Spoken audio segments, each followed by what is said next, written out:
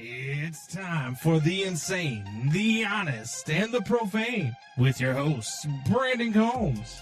Jed Hoyer has been a coward as a GM. He doesn't go out and he doesn't make the big splash signings. He doesn't spend the money in the right places. But then I don't let Craig Counsell off the hook because, yes, did he get put in a bad spot with this rotation by Jed Hoyer? Absolutely. But then you didn't put those guys that you did have in a position to succeed in the playoffs. And Ryan Fitzgibbons. I mean, if he's just as good as Justin Fields, it's probably the worst draft pick in the history of Bears football. It probably is. And one of the worst draft picks in the history of the NFL. It's Combs and Fitz, Windy City Sports Talk, right here on ChicagolandSportsRadio.com. And welcome to Combs and Fitz, Windy City Sports Talk. It's your boy, Brandon Combs, along with my guy, Ryan Fitzgibbons. Fitzy, look, no football this week. There's nothing to prepare for. We don't have to worry about what the Bears are going to do on the field, who they're playing. Can Caleb continue to bring guys back? Can we continue to win games in the fourth quarter? We don't have to worry about any of that anymore. All we have to worry about now is how are they going to improve the team? What holes are they going to fill? How much money are they going to spend? What trades are they going to make? Who are they releasing? Who are they drafting? All that other fun stuff. Look, man, the end of football season for some signifies, a little bit of mourning for the next 6 months until we get football back. For me, it signifies the beginning of the baseball season. Warm weather, as it's 60 degrees out here in Chicago right now. It's gorgeous out right now. Yes, I got the window open right here. Yeah, it's so much fun. So for me, it's a lot more fun. The Olympics have been fun. I've been following a lot of stuff in that. I got a couple of crazy stories from the Olympics that I want to run by you that I'm not sure if you've heard, but they're interesting, including a fugitive being found in entering the stadium. Yeah, good times. Interesting. So there's a word Fitzy, for man. it. It's one word. Yeah. What's on your mind? What do you want to get to? You said you had some things you wanted to talk about. First, I do want to say I was right about the Super Bowl. And if you remember what I said about the Super Bowl, it's this. I'll give you a winter prediction. It's going to be cold, it's going to be gray, and it's going to last you for the rest of your life. Felt like it was going to last the rest of my life because it's very boring. Two teams, yes. One team, very good. Other team probably shouldn't have been there. Same thing happened last year in the Super Bowl, but just wanted to close the loop on that. And if we may kind of swivel a little bit, bad transition to Kalshi, which is a prediction market app. It's been out since 2017, I think. So it can do prediction markets. I'm gonna say when a company's gonna go public, how high their stock price is gonna go. I know you can do that in the stock market, but you can also do that on Kalshi now. There's a couple other apps like this. You could do some variation of this on DraftKings, but not as much. BetMGM, but not like this.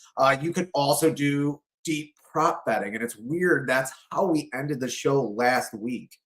Was Doubting Thomas saying, I don't do prop bets, and then you making fun of Doubting Thomas. Now, you weren't talking about prop bets like this, like how long the halftime show is going to be, like deep stuff, like is Lady Gaga going to sing? There's people that know about this. So there's a video that's gone viral about Kalshi and about how there's insider trading going on. And I want to play the bulk of it because it has gone viral and it's about sports. And then I'll tell you where I'm going with all of this. You already know, but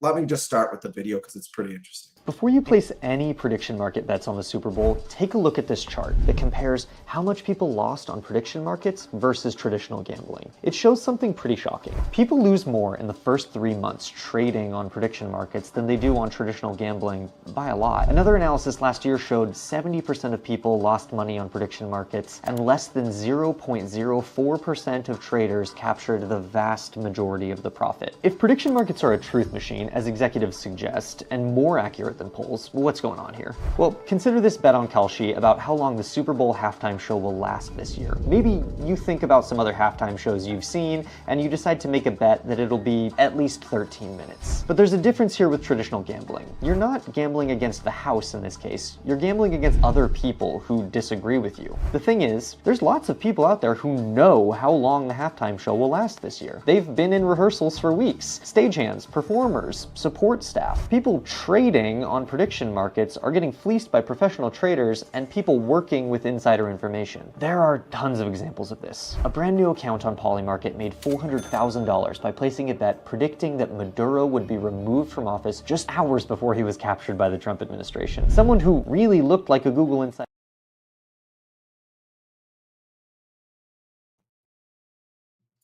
It starts getting politics there, and you could even, go on the politics side, which gets even scary. But Yeah. my main argument with this is, and I told you before the show, we used to joke about this back in 23 when we first started the show, and I have to give you credit because you're the one that spearheaded a lot of this conspiracy theory, and that's when I took this picture. Right. Put it in our media. It stayed in our media. And anytime someone has some kind of crazy theory, because sports people have crazy theories, we put up the Weird Al Yankovic in a tinfoil hat. There's no more tinfoil hat when it comes to what's happening in sports and the kind of bets you can do on different parts of sports. Like, you can really tell me almost anything right now and have any kind of conspiracy about how games are being played, about what's happening around the games. Roman Miller, hello. Hi, love. We got a lot of people saying hello and just K. Okay. Anyway, I mean, this is a big problem. And why is it such a big problem? Well, this week, or in the coming week, the last couple of weeks, Giannis, the Milwaukee Bucks, one of the best players in the NBA, might have gotten traded. $23 million went through Kelce, predicting where he would get traded. Is he going to the Knicks? Is he going there? Is he going here?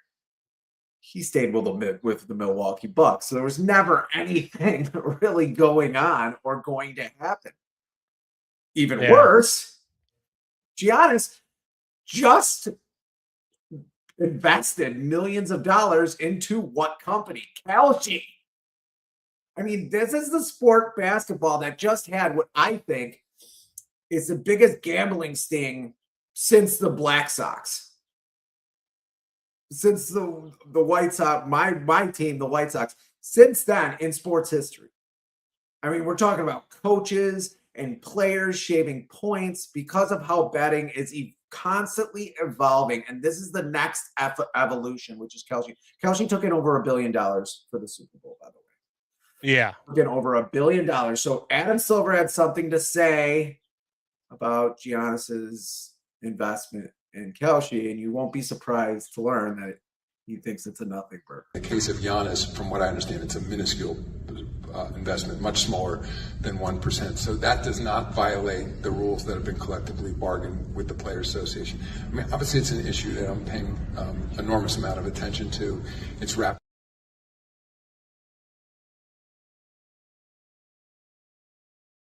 You don't have to listen to a lot of that. You can already see that he's, trying to, use subterfuge to get around the actual facts of it. I mean, how could you watch sport? My question to you, Combs, because you're the one that started all this conversation years ago. How do we look at sports and say that we're looking at something that's real?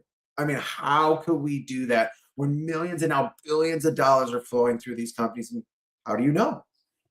It's funny because when we talked about this, this is basically when we first started the show, is because there's stuff that I've looked at in the past, especially with football, which is when you start looking at calls late in games that you're like, what the hell was that call? Why was that? Like, what are they looking at? What is this call? What is that call? When you looked at the money and what side of the money was on, 99.9% of the time, the call would favor Vegas, and it would favor the money going back to the house. And I've always said that it would be too hard to get coaches and players in the NFL to be in a conspiracy the same way that you've done it in the NBA. It's a little bit easier in the NBA, smaller rosters, more one player can affect a game more than he can in the NFL, that type of stuff. But you start looking at the numbers and you start looking at where they're at. Now, we've talked about this on BetMGM tonight a couple of times, like the predictive markets and how Polymarket's another one. Yeah. He's one. Polymarket's another one. Polymarket almost made $1 billion on the Super Bowl. They're impossible to regulate because you're betting against other people betting. And when you have so many people that have access to this. Now, look, in the NBA, I do know this for a fact because when I worked for the G League, the Windy City Bulls, we have to sign a disclosure that we do not bet on the NBA. You cannot bet on basketball while you are an employee. So you're running the scoreboard, working the scorers table. If you are an announcer, if you're just in part of mopping the floors, you cannot bet on the NBA. You have to sign an agreement that you do not bet on the NBA because you have access to information. You will hear things that a lot of other people who bet will never hear. You'll hear things on the court. You'll hear conversation with coaches. You'll hear conversations with trainers. You'll hear all of this other stuff. You're not allowed to place bets on that, and you have to sign an agreement to not do so. And if you are found to do so, it's a hefty fine, and it includes jail time. So I don't know how this works with the NFL and with Super Bowl employees and all of this other stuff, but these markets here are impossible to regulate. How can if I've got 400 people that are doing the Super Bowl halftime show, and you got all of these numbers, all of the money that is going in on the Super Bowl with all of these other prop bets, halftime show. I mean, coin toss is kind of hard. I mean, it's a 50-50 chance. But the length of the halftime show, the length of the national anthem, if you hang outside of the stadium and listen to practice, you could find out how long the national anthem is going to be. Yeah. And so, or there was one bet on streakers. Yeah. Is there going to be a streaker? Can't you just pay a guy to be a streaker? And if you saw the story of that, the guy who did it actually bet on himself to be the streaker. And by the time that after paying for his tickets, paying for his room, paying for his weekend, and paying for the fine and getting out of jail, he still made $20,000. There you go. If you don't mind having that on your you can always get something like that, I'm sure, expunged, but if you don't mind having that on it's your also record, easy to explain. And what's the big deal out of it? Well, they have these advertisements now all over social media, and they're just hijacking your brain. They're calling people up now who are big bettors to bet more on Kelce, and then you have an actual athlete who invests in basically a casino, and worse than a casino. Because at least at the casino, they're comping you tickets. You know that when you pull that slot, you're going to be losing money. You know when you go up to the blackjack table, you're losing money. But you go to these couch sites, you're basically being sucked into them. And we do have this like thing in America, for lack of a better term, thing where we think just because we have a choice that this isn't wrong. Oh, you have a choice whether you go on that or not. Is that still a problem, though, for you with the players doing it, since the league and teams are affiliated with these casinos? You see it all the time. Like, the Chicago Bulls pregame show presented by Circus Sports. You've got teams that are aligned with these leagues. So why not? Why shouldn't the players align themselves with that? I mean, they're allowed to take on investments. We don't have a problem with them investing in Nike. We don't have a problem with them investing in Reebok and then wearing the shoe. why, you know what, and I'm just playing devil's advocate here because I hear what you're saying and I agree with you. It's going to be a huge problem, and eventually we're going to have a spot where maybe the NBA even gets shut down. College basketball is having a huge problem with it now too. Yeah. So They were in that investigation as well. but can we tell Duke being players one of the not? teams. But yeah, but how do you tell players you can't invest in something that the teams are investing in? Very easy. Just nobody it gets to invest in and when they started letting gambling become a part of these games, that's why they never had a team in Las Vegas. Yeah. Corruption, you can't just say, "Oh, we're going to put a dam here." There's going to be no corruption beyond this dam. We're not going to do it. It doesn't work that way. But it's also more regulated now. Like that's why the NBA got caught, is because there's a paper trail now. There wasn't a paper trail before. Yeah, agreed. But I mean, they didn't know. I mean, these weren't guys, and these guys like Rozier was a good basketball player. We're talking about a guy who averaged 20 points a game. Yeah. Chauncey Billups is a Hall of Famer. And yeah, he wasn't in, at least he wasn't caught shaving any points. Mm-hmm. But it all trickles down. If you have a backup left tackle of this, the Los Angeles Chargers, because they lost their left tackle this year, who lets him, making $500,000 a year, you think he ain't going to want to make $100,000 off of just letting a guy sack Justin Herbert once? Yeah. Yeah. I mean, he makes $100,000. He's probably never going to see that money again. I mean, he might not ever be in the NFL again. I mean, that's the thing with these prop bets, and I'm betting on everything. To me, it's hard for me to look at a game now and be like, I know for sure that game is 100% real. Well, and that's the problem. That even affects our culture. That we have our kids watching these games and going, is any of this real? We had that question earlier in the year with, I mean, arguably probably not even arguably, the most notariable name in the game in LeBron James, who had a streak of like 1,200 straight games with 10 points in a game. And then a lot of people lost a lot of money. One bettor even lost $15,000 on the bet for him to hit the 10 points again. And he only scored 8 points in that game. Yeah, and wasn't his trainer a part of the whole scandal, the whole mob scandal? Yes. It's just like now, you're giving like that, and that's what happens. Now all these criminal elements are injected into these sports too, because that's how corruption do it. It attracts these criminal elements, and you got the mob. You're breathing air into one of the biggest organized crime syndicates in the history of the world. I mean, you're actually breathing fresh air into it. I know this isn't something that people really want to talk about, but to me, this will be the biggest story in sports. There is going to be more stories that are going to break because of this. And you mentioned football. I cannot believe that something hasn't come out with football yet. I am shocked. There has got to be something. There's got to be bodies underneath Roger Goodell's, porch in his backyard. I mean, there is something. How is football not tainted with this? How? And baseball, or then talk about the best player in basketball, or used to be the best player in basketball, Shohei Ohtani's translator. Come on. Look, Shohei Ohtani wasn't gambling. I'm with you. And I think that this has been a problem for a long time. It's been a problem since, the early 1900s with the Black Sox scandal. I don't think it ever went away. I think that after stuff like that gets caught, they find new ways around it. They find new ways to go about it. And this predictive market thing, I mean, if you are putting money into it, and look, I'm a sports bettor.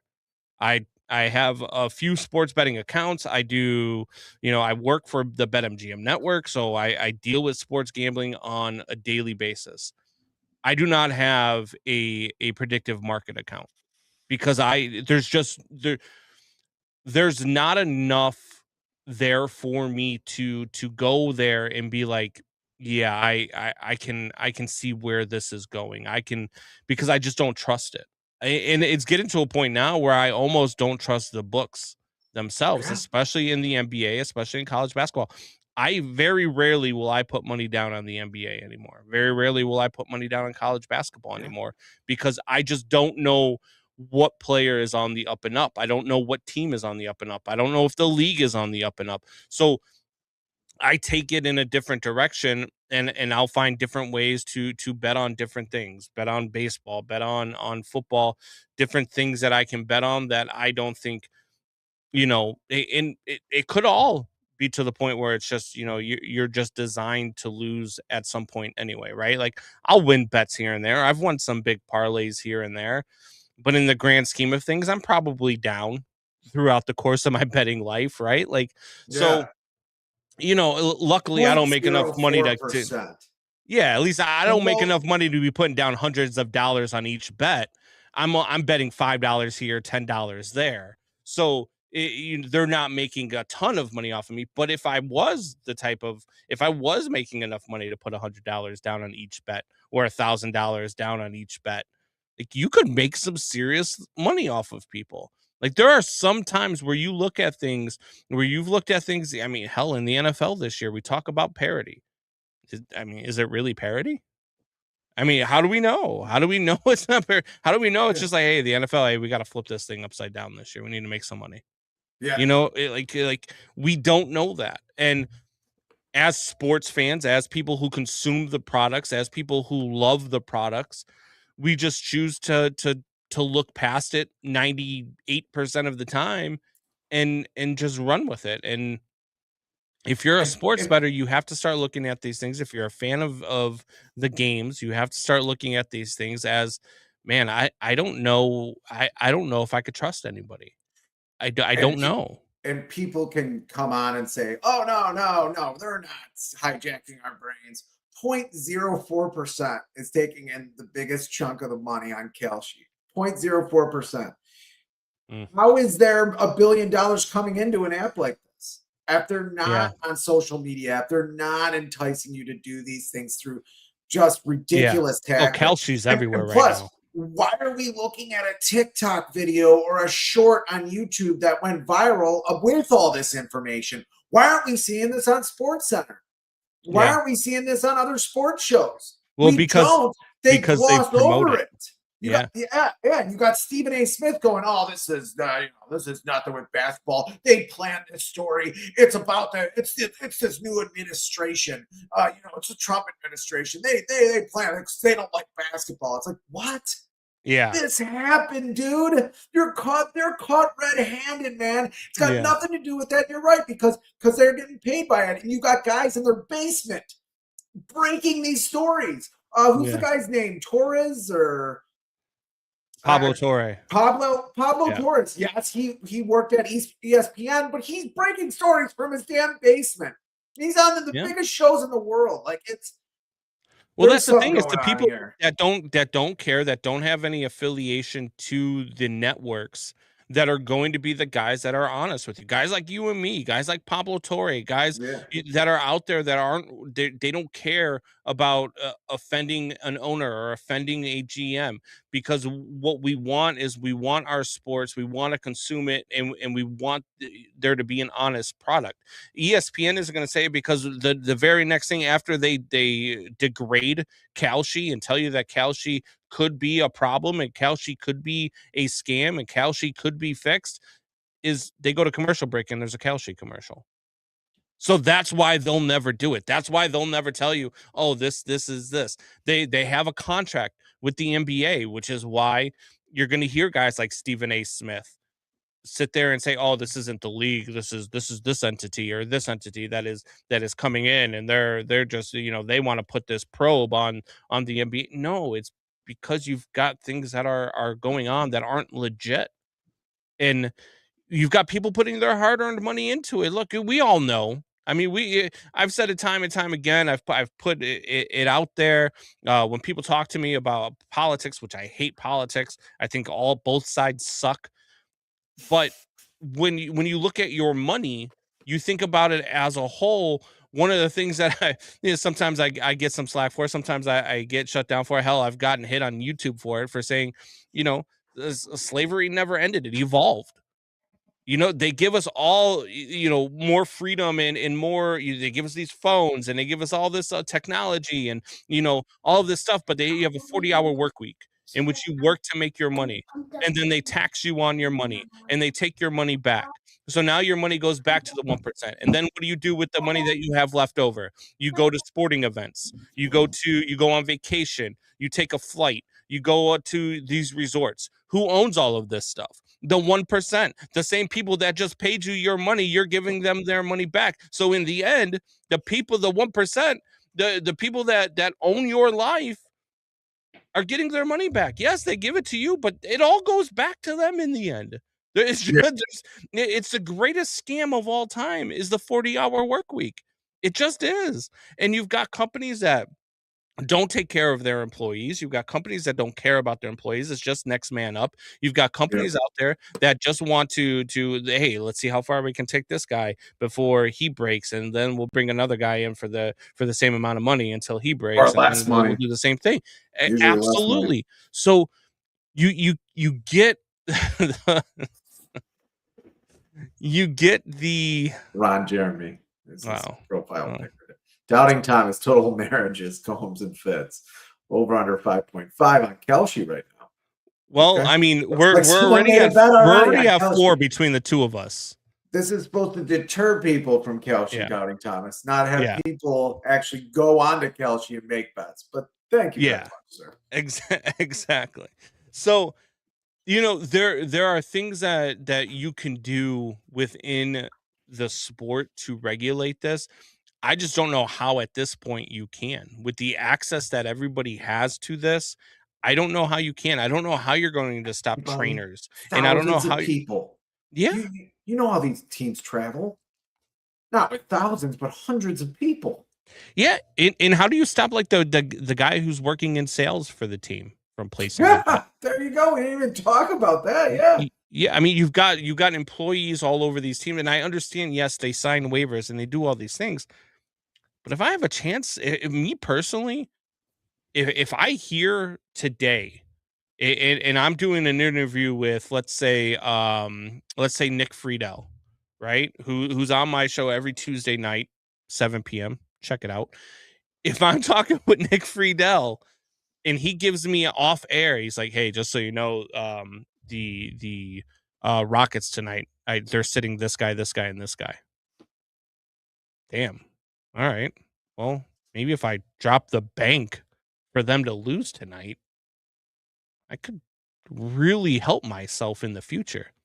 Yeah. It'd be hard to not do that. And when you've got hundreds of people, thousands of people across the country working with these teams doing the same thing, how many of them do you believe have a good enough conscience and a good enough willpower to not take that out?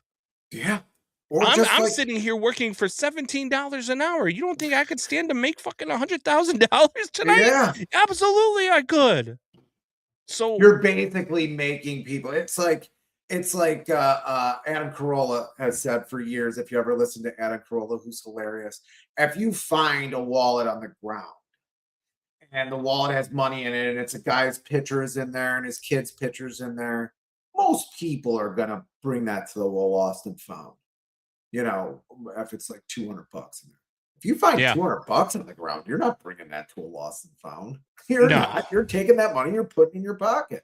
It's creating a culture of corruption. That's when you make systems this widespread that are this corruptible, you're just creating an environment for people to be corrupted. You are.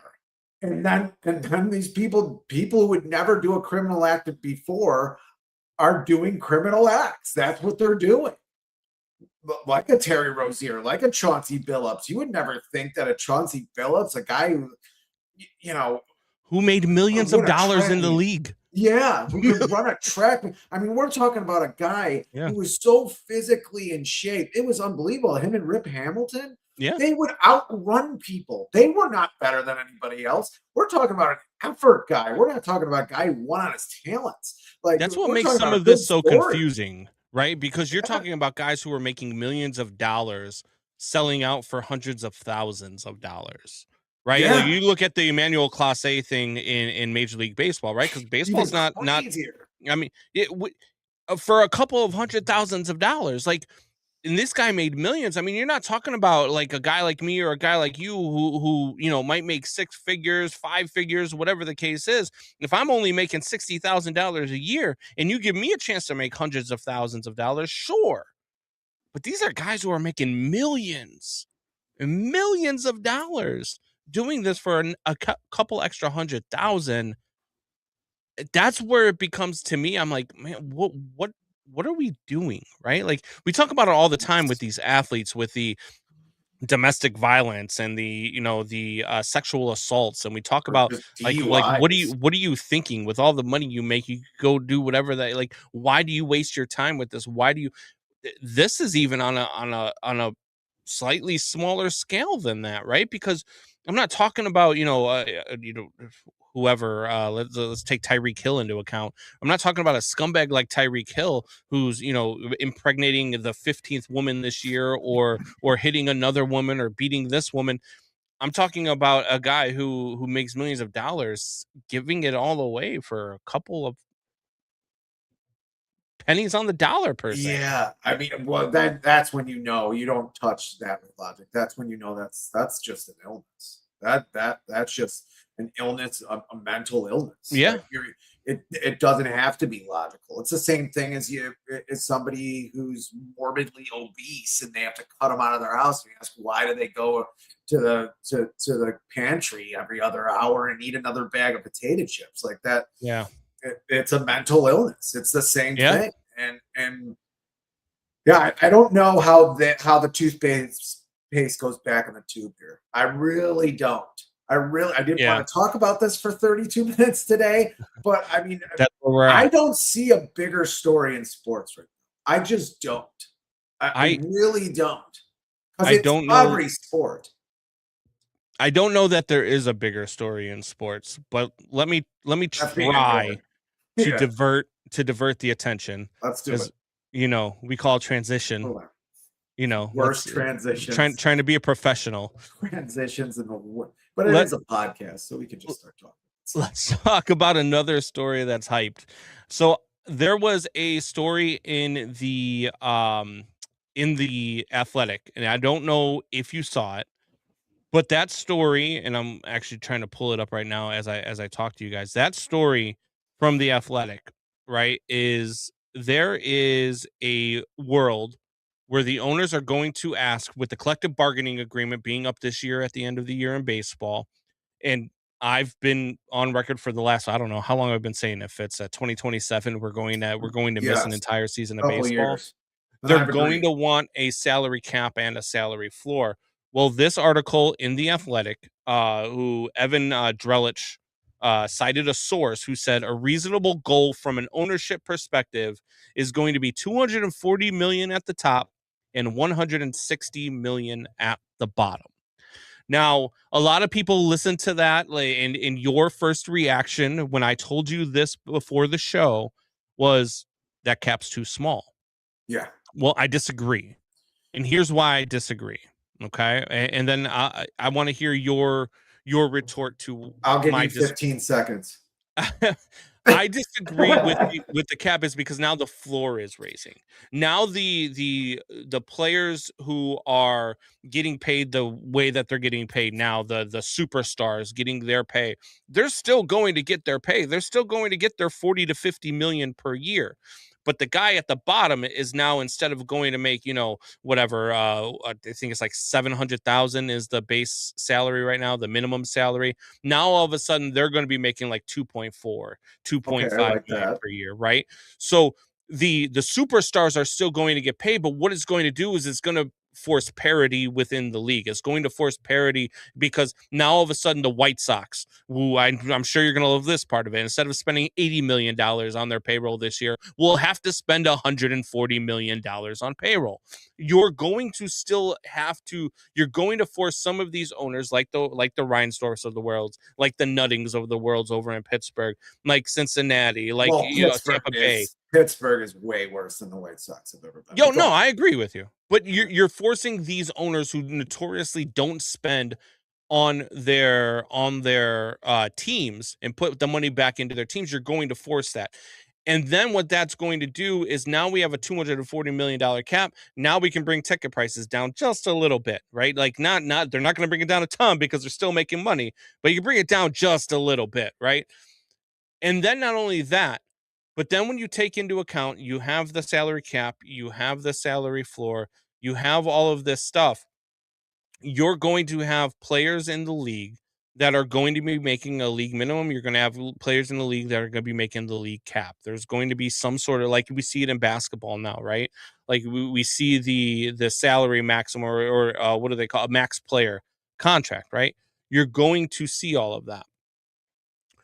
But now you're going to see everybody making a combination of all of that money. You're going to force these owners to spend more money. You're going to force some of these teams like the LA Dodgers, instead of, being able to, I don't know if they're still going to allow this, but you're going to stop them from, because I think what was the Dodgers cap?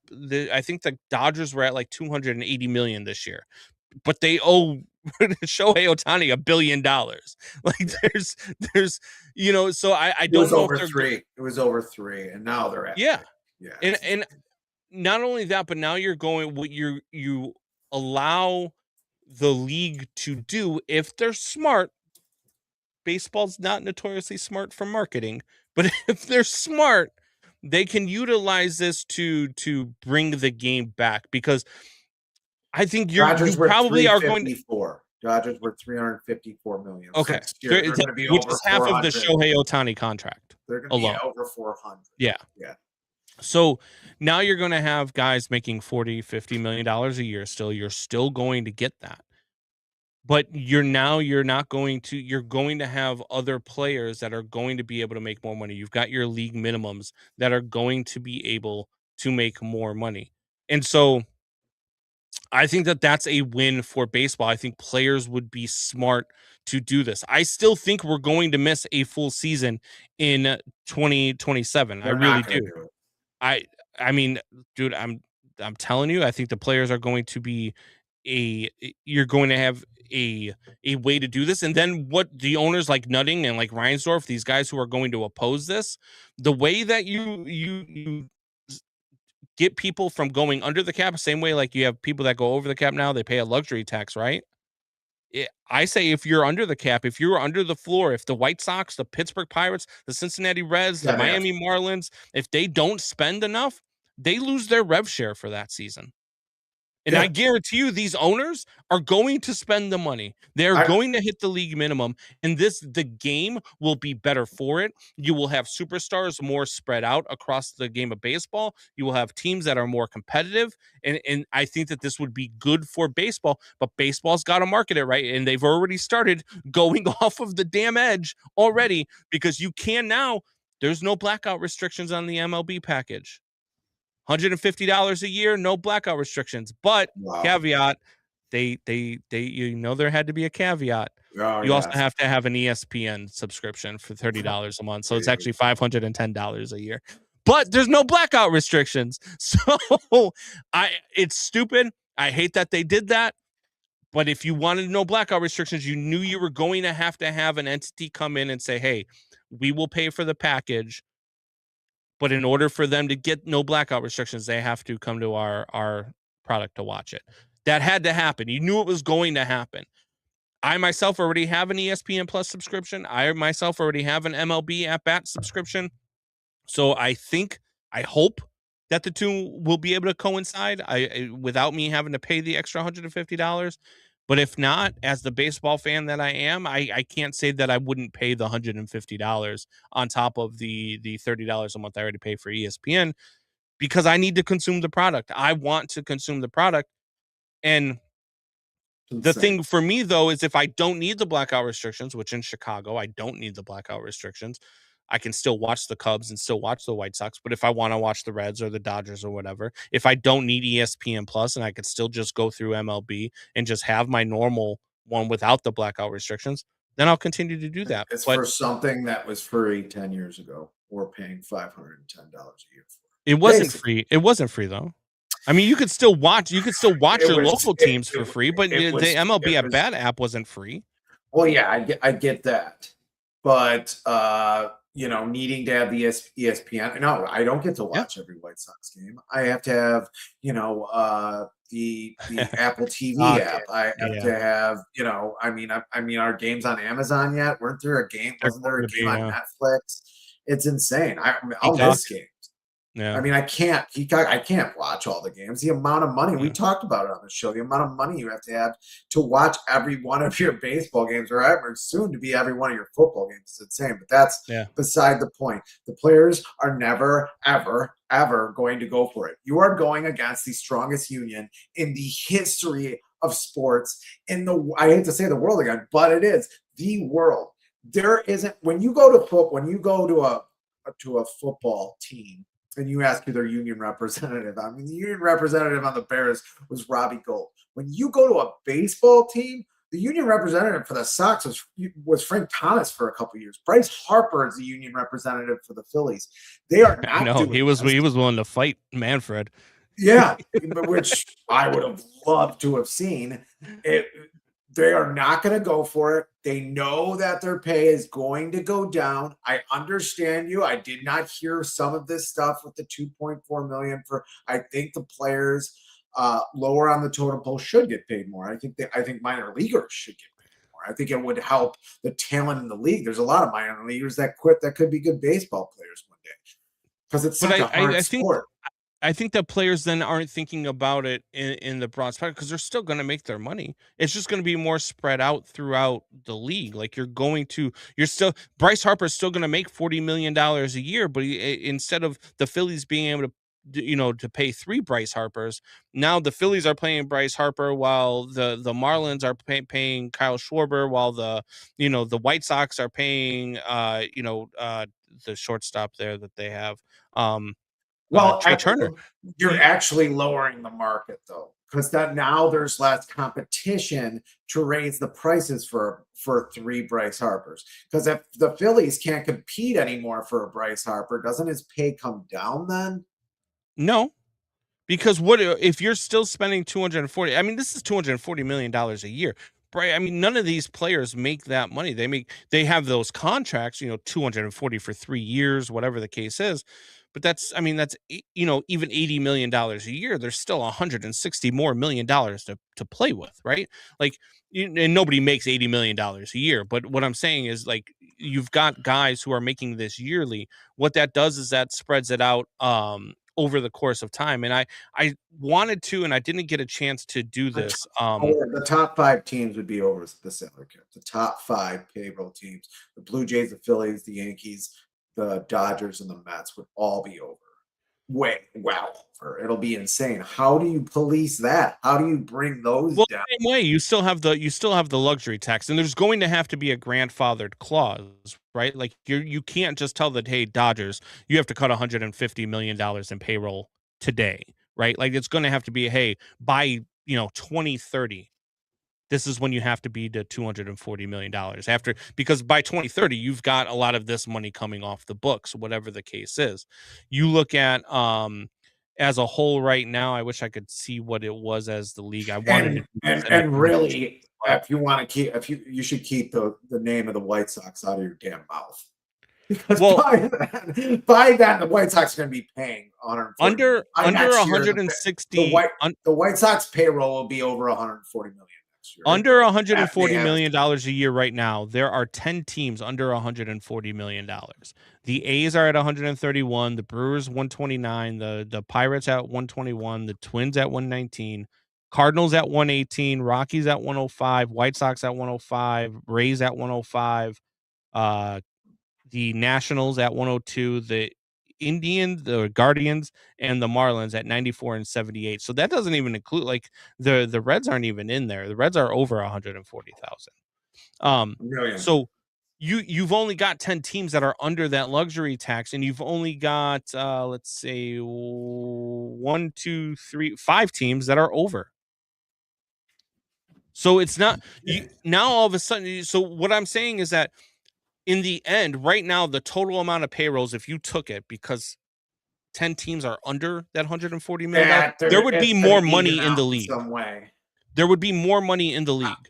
I just think players are going to think there's going to be less of a market for players because now the Dodgers can't bid for players. Now the Phillies can't bid for no, but now the lower market teams can. Now their lower market teams can afford because now they have to spend the money. So now if you look at right now the Rockies right at $105 million, now hey, look, I can afford to pay Bryce a little bit. I can afford to pay Bryce Harper $40 million a year if I'm the Rockies, because now it puts me over the luxury, or it puts me below the minimum threshold. So now I'm giving you $140 million. Now I'm not even at the cap. I'm at the floor basically. And now I have a Bryce Harper on my roster. I just think the more market, I just think agents are going to tell the players as well that it just lessens, that it does lessen the market.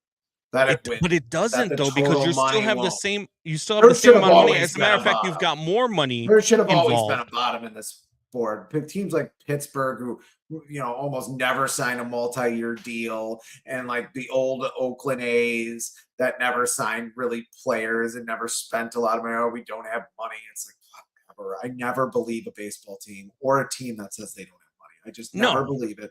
I don't care. Yeah. On this sports, all your teams have gone up thousands and thousands of percentiles. Correct. In the last, 30, 40 years. With all the dollars they have now in the local sports networks, with all the dollars that they have in all of the marketing, you've got patches on the uniforms now. The teams are making their money.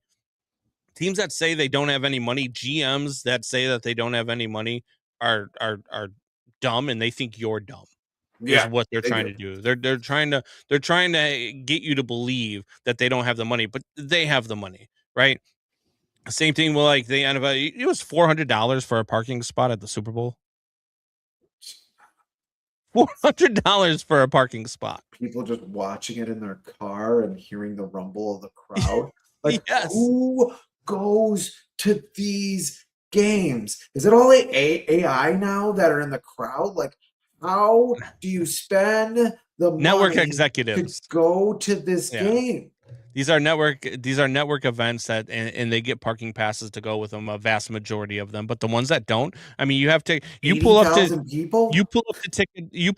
the game with a ticket that you just paid $4,000 for to go to the Super Bowl, and it's $400 to park. Are you not going to the game? No, you're going to pay the $400 to park. You have no choice. Yeah, you've already been. It's one of those things. Same thing when I go like Wrigley, right? Like I go to Wrigley. I like to drive down to Wrigley. I don't like to take. I mean, go the CTA nowadays, not exactly the safest place in the world to be. So I don't want to. I don't take the train down, but I went to opening day last year. It was $100 to park at Wrigley on opening day. I had no choice. I was there. I had no choice, So I mean, it's just those are the lots things of corporate that you're tickets. Going to Is there 80,000 corporate tickets at the Super Bowl? Am I missing something? There's here? A lot. Yeah, There's a lot. Who is the total fans watching football? Who's the total amount? 80 million, maybe 100 million. That means 1 out of 1,000 fans are going to that Super Bowl. Yeah, I mean that's a third of the country.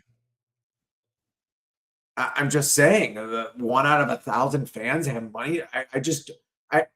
I mean, I guess I could have the money. I could put together the money for that, but I would never spend it on the Super Bowl. Like, I don't know. Maybe this entire show's theme, we've never had a theme for an entire show. This entire show's theme is how money is being sucked out of the middle class in this country constantly. Like in every direction you turn. Food, cars, housing, Kelce, poly markets. But watching a game that was basically free. Yeah, you had to pay cable, but cable was like $5 of your cable bill was going Right. towards your sporting event. Is now an insane amount of money. Like, you can't even watch all your games. Jeremiah's in the middle of central Indiana. Is Jeremiah going to be able to watch games? Well, that's the thing. Like, when you have so people are looking at the money, it's $510 for a year if you're going to have ESPN Plus and the MLB Network app on top of it. But do you know, let me, off the top of your head, do you know what the cost is for NFL Sunday Ticket and Red Zone for a year? No, For a full season? $450. So it's $60 more, and you get 10 times the amount of games? More than that, because it's a 162 game season. So it's not as insane as a lot of people think that it is. But people are going to look at that. Oh, what's baseball doing now? They're getting in bed with ESPN. Well, look, you knew that if you were going to get blackout restrictions lifted, the amount of the subscription, which was $149 a year anyway, was going to go up, and you were going to have to pay an extra $25, $30 a month to not, or whatever it is, to not get the blackout restrictions. Or B, a third party was going to have to come in and sponsor it and pay for it. That third party happens to be ESPN, that has their own app that says, hey, we'll do this, no blackout restrictions. But in order to get it, yes, you have to pay for your subscription to MLB, but you also have to have your subscription to our product as well. You knew that had to happen. Does it suck? Yes, it sucks. But I mean, what How many subscriptions do you have to just live your life these days? It's insane. The Braves are the Braves are a publicly shared company. I forgot that. They make a lot of money. And I wouldn't say the Braves do a great job of marketing their team. They are a bigger team, but I wouldn't put them in the top 5, possibly, in popularity in the league. No, but they are in the top 8 in payroll. Top 8, but and they're making that much money. I would say the Cubs are more popular than the Braves. They are. I would say that. Yeah. And the Cubs are always crying that they're losing money. And well, I mean, we both know that that's crap, though, too. Yeah. I mean, any owner, any GM, we talked about this already. Like, any owner that tells you they're losing money, they're lying to you, and they expect you to believe it. They're dumb. Get Magnet TV, get a bootleg Superbox and watch all the games. Screw them. We follow the law here, and this is another point. Like, how do you not go into corruption? But it's also good. To pay this much money. It's also good until they shut those down. You have to spend like $2 or $3 grand a year to watch every sport. Yeah. Like, who had $200 a month? Yeah. Wait, what? Doubting Thomas. Cubs are the most popular team in the USA. Is that a thing? Like, did you look that up, or are you just saying that just to get under Fitz's skin? I don't. I mean, it's obvious. It's the Dodgers or Dodgers, Yankees. I mean, Cubs, I would 3. Dodgers, 3 or 4. Yankees, Red Sox, Cubs. I mean, those are the ones that in there. They're in the mix. I'm sure the Cubs, after their World Series, might have been but the Dodgers have like half of California. I mean, it's insane. We're on Kalshi now. Fitz preaching about following the law in the 90s is plus 3,500.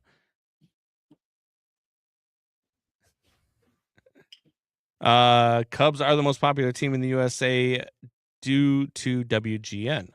Well, yeah. I mean, it did spread it around the country. WGN was very good to the Cubs in that way, and it was actually good that they did it. The Cubs did it out of desperation, because if you remember, a lot of people don't know this. The Cubs in the 70s weren't that popular. The Sox were actually the team everybody was watching. Yeah. Cubs did it out of desperation. They didn't make a lot of money being on WGN, but it spread themselves across the country. But the Dodgers are just... There were 3 teams that were on super stations back in the 90s. The numbers the Dodgers get from TV is ridiculous. When cable first came out, the 3 teams that hopped on super stations were the Cubs with WGN, the Braves with TBS, and the Mets with WWOR. Those were the 3 super stations. You could watch all 3 of those teams in any market anywhere. I was watching Braves and Mets games when I was a kid because we could get them on cable. Like those were the things that you were able to see. Yeah, I think it helped all three of those teams tremendously with their marketing. But I still see I still think that the cap and the floor, if the players look at it smartly, it makes a ton of sense. And I think definitely made me at least read some articles about this until next week. You definitely interest me. Like I get your logic. It does track. The players are never going to go for it, and they're not going to play in 2020. We almost didn't have play in 2021, if people remember. We're not getting play in 2027. The season did not start until almost the second week of April in 2021. And to be honest with you, if you get a cap and a floor, you might miss 2027 and half of 2028. Just don't say that. We literally lost half a season in 2020, or more than half a season in 2020. I literally wanted people to die in order to watch baseball. I know. I'll be the first. I wanted to. I was watching. Go and die of COVID. I don't care. That whole COVID thing was insane. Anyway, that's a whole nother story. I wanted people to die to play baseball. Yeah, I was watching KBO. I was Korean baseball. It was that's how I needed it so much that I was watching that. I was actually betting KBO in 2020. It's all right. I'll see you guys there. What is wrong with you? So it's a what you know wrong with you? I needed my fix. I had to get baseball. Give me that baseball. And that's just it's what it is. I don't think that I think we're going to get a cap and a floor. I don't know what the numbers look like. I think by the end of the lockout and the end of the arguments over the CBA, you will have a cap and a floor. I think I'm almost positive we're going to miss a full season in 2027 regardless. I really do. All right, more to come.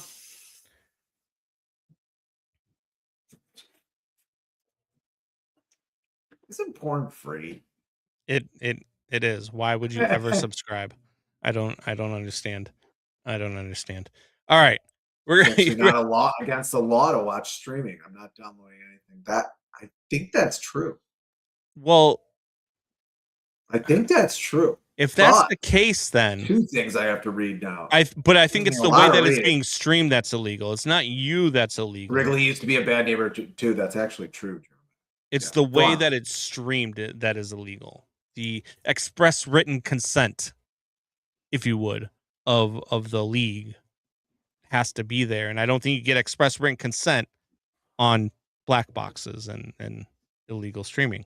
It's not, you're not doing anything against the law, but the streamers are.